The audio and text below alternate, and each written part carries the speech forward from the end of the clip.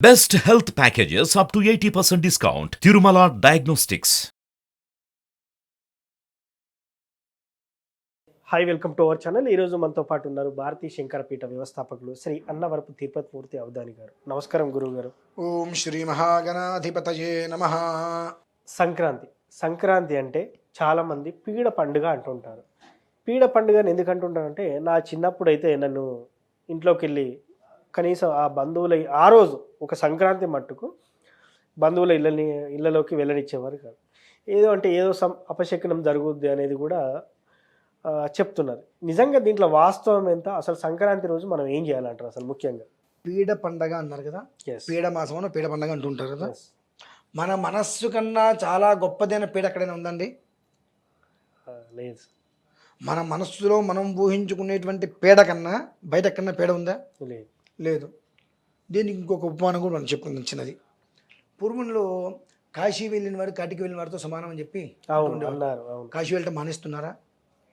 కాశీ మహాశ్మశానం, వెళ్ళటం మానేయట్లేదు కదండి. అంటే ఇది ఎలా ఉంటుందంటే అండి, షిరిడి వెళ్తున్నప్పుడు, భద్రాచలం వెళ్తున్నప్పుడు, ఇంకోటి వెళ్తున్నప్పుడు, ఇప్పుడు రోడ్డు మీద అనేటువంటిది ఎక్కడో ఒకటి ఎవరో ఒకరికి ఏదో ఒక ప్రమాదాలు జరుగుతుంటాయి. నేను భద్రాచలం బయలుదేరి వెళ్తున్నాను, నాకు ప్రమాదం జరిగింది, నాకు భద్రాచలం ఆనవాయితీ లేదు, గవర్నమెంట్ ఉద్యోగం చేస్తున్నాను, నీకు భద్రాచలం పోస్ట్ స్టేషన్ ఏం చేస్తావు? అంతే, చేయాల్సిందే కదా తప్పకుండా. అప్పుడు ఏమైందండి? ఇది అన్యాయం కదా. అది పీడ అనేటువంటిది మన మనస్సుని అనుసరించి ఉంటుంది మినహాయిస్తే ప్రకృతిలో ఎక్కడ పీడ ఉండదండి. అంటే ఇది అపోహనే. ప్రకృతి ఎప్పుడూ కూడా పీడని తీసుకురాదు.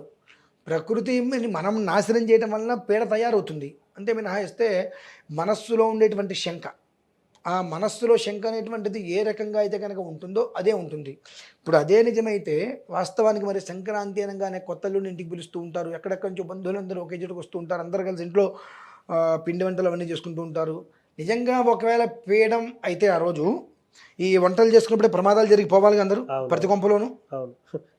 ఇది పీడ అనేటువంటిది ఇక్కడ ఉంటుందండి. ఈ రెండు డిపార్ట్మెంట్లు, అసలు ఈ డిపార్ట్మెంట్కి సంబంధం లేదు, కానీ కొన్ని విషయాలు రెండు డిపార్ట్మెంట్లు కలిసిపోతాయి అనమాట. ఇది ఇంతే అని చెప్పి దాన్ని మనం మారుస్తే ఏమవుతుందో అని భయం. ఏమీ అవుతున్న విషయం అందరికీ తెలిసిందే, కానీ ఏదో జరిగిపోతుందని ఒక భయంతో ఇది పీడ పండగ. పీడ సంక్రాంతి అంటే ఎంత కన్నుల పండగ అండి. ప్రతి ఇంట్లోనూ కూడా సాక్షాత్తు కైలాసనాథుడు, ఈశ్వరుడు, హరుడు, బ్రహ్మ అంటే త్రిమూర్తులు కొలువై ఉండేటువంటి స్థలం కదండి అది. ఎందువల్ల చెప్పండి? ఎక్కడ ఉంటారు వాళ్ళు ముగ్గురు? కుటుంబంతో ఎక్కడైతే కలిసి ఆనందంతో ఆడుకుంటూ ఉంటారో, ఇంట్లో అందరూ కలిసి ఆనందం నవ్వులతో సరదాగా ఉంటుంటారో, అక్కడ బ్రహ్మ విష్ణు మహేశ్వరులు ముగ్గురు కూడా తక్కడెక్కడికి తిరుగుతూ ఉంటారు. అది లేని చోట ఎక్కడైనా అది పీడే కదండి. అవును. దానికి ప్రత్యేకంగా పీడ అని పెట్టక్కర్లా. మన మనసులో ఏమీ లేవు అనుకున్నప్పుడు అది భగవత్ స్వరూపం. మన మనసులో అన్నీ ఉన్నాయి. తిరుపతి వెళ్ళినా మనకు పీడగానే ఉంటుంది, కాశీ వెళ్ళినా పీడగానే ఉంటుంది. అలా ఆలోచిస్తే అన్నీ అట్లనే అనిపిస్తాయి. దానికి ఎన్నో పీడ అనేటువంటి మాటకి అసలు ఎలాంటి సంబంధము లేదండి.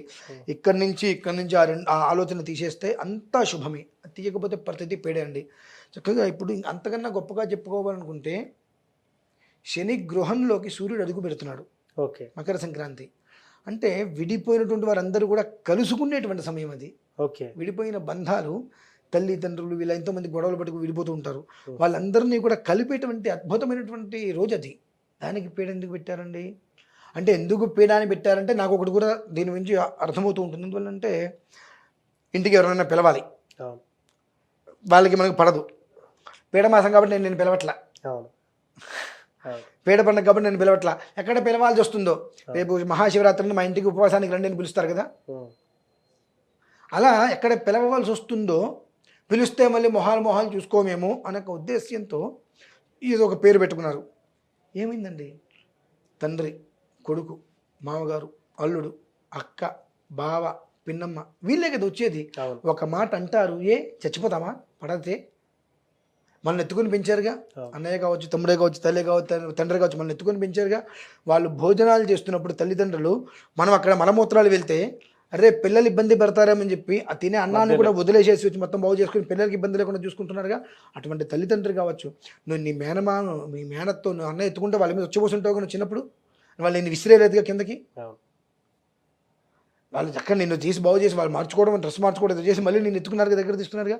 అంటే నా చిన్నప్పుడు నన్ను ఇలా ఎత్తుకుని ఉంటారు కదా, ఒక మాట అంటే నష్టం ఏంటని మనం ఆలోచించే విన్నానంటే ఏంటి, మనకు జీతం ఇచ్చేటువంటి బాసు ఎన్ని మాటలున్నా చేతులు కట్టుకొని తలగాయించుకుంటాం, కానీ మన శ్రేయోభిలాషులు కానీ మన అనుకున్న వాళ్ళు కానీ మన ఒక మాట అంటే మనం పడమండి. అదే కదా పేడంటే, అంతకు మించి ఉందండి. సార్ అదేవిధంగా ఈ సంక్రాంతి రోజు పూజలు చేయలేని వారు మనం మంత్రం ఏమైనా చదివే పూజ చేయలేని వారంటే సార్ ఇప్పుడు సంక్రాంతి అంటే పెద్దగా పూజలు ఏం చేయరు సార్. నాకు తెలిసి మన ఈ తెలుగు రాష్ట్రాల్లో అయితే మంచి మందు విందు చిందుతో ఎంజాయ్ చేస్తూ ఉంటారు కదా, అది కాకుండా మంత్రం ఏదైనా చదివే అవకాశం అంటే అందరికీ తెలిసింది అదేనండి. అందరికీ తెలిసింది అదే. ఏదైతే భోగి అనేటువంటి రోజు నాడు మన ఇళ్ళకి ఆ గంగిరెద్దు వచ్చి వెళ్ళిపోతుందో దాని విధానం ఎలా అయితే ఉంటుందో దాన్ని అనుసరించి మర్నాడు అనేటువంటిది ఈశ్వరారాధన. ఎందువలన ఈశ్వరారాధన చేయాలి అని అంటే ఆయన లయకారకుడు. ఓకే. ఎలాంటి స్థితిలో కూడా అంటే బ్రహ్మ విష్ణు మహేశ్వరులు ముగ్గురు ఉండిపోతారు కదా దీంట్లోని.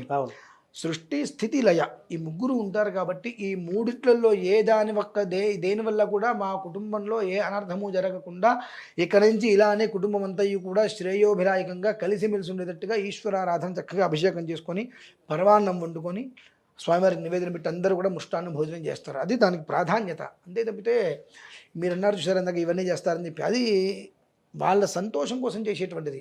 అది కాసేపే ఉంటుంది, అది కూడా ప్రమాదమే. ఈ కోళ్ళు తీసుకొచ్చి బాబు మరుదులు కూర్చుంటారు, నా కోడి ఓడిపోయింది నీ సంగతి చెప్తా, మళ్ళీ అది కూడా అక్కడి మళ్ళీ గొడవలకి దారి తీస్తుంది. హాయిస్తే పోతే పోయింది, మళ్ళీ కలిసి ఉండవనేటువంటి ఆలోచన అది కదండి. ఏంటంటే పీడ అనేటువంటిది ఏదైనా ఇక్కడ మొదలయ్యి ముందుకు తీసుకెళ్తుంది. ఇక్కడ దాన్ని కనుక తీసేస్తే అసలు ఆ మాటే ఉండదు. కాబట్టి సుఖం సంతోషం అనేటువంటిది అక్కడ నిలిచి ఉంటుంది. సో మొత్తం మీద కూడా సంక్రాంతి రోజు కూడా శివారాధన చేస్తే బెటర్ అని మీరు అంటున్నారు, అంతే కదా? Thank you sir, thank you so much. చూసారు కదా, సంక్రాంతి రోజు ఏ ఆరాధన చేయాలి, ఏ మంత్రం చదవాలి అని గురువుగారు చెప్పారు. మంత్రం అంటే శివునికి సంబంధించింది ఏదైనా చదువుకోవచ్చు అని చెప్పేసి కూడా చెప్తున్నారు. సో సంక్రాంతి రోజు ఆచరించాల్సిన విధి విధానం మనం పీడ పండుగ అని అంటుంటాం. సో అది పీడ పండుగ కాదు, అది మన మనసులో ఉంటుందని కూడా చెప్తున్నారు. ఇది వాటి కార్యక్రమం. మరో కార్యక్రమం మళ్ళీ కలుద్దాం. Thank you.